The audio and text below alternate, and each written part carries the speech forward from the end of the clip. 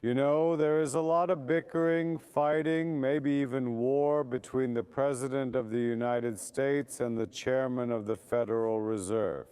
Finally, Trump has announced a visit to the Fed. Let's see what comes out of it.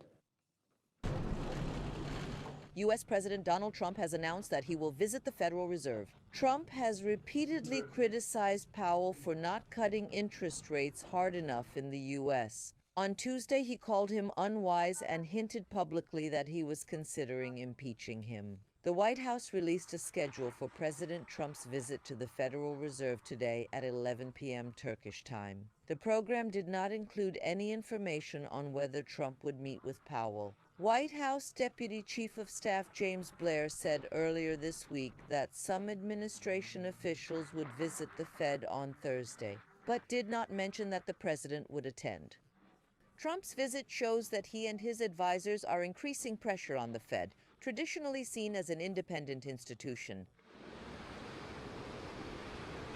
Powell has been under fire from Trump and his allies for months for directing the Fed to keep interest rates on hold. Most recently, Anna Paulina Luna, a member of the U.S. House of Representatives, was indicted for perjury under oath. The U.S. Federal Reserve applied to the Department of Justice for an investigation into Federal Reserve Chairman Jerome Powell.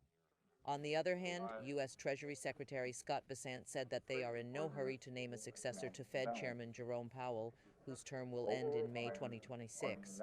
Bessent said potential candidates could include current Fed governors or regional bank presidents, but declined to name any names. Bessent said there are many strong candidates. Obviously, this will be President Trump's decision, he said. According to U.S. media reports, Bessent himself is National Economic Council Director Kevin Hassett. Former Fed board member Kevin Walsh and current Fed Vice Chairman Christopher Waller were mentioned as possible candidates. Powell, whose term as a member of the Fed Board of Governors expires in 2028, did not say whether he planned to leave early.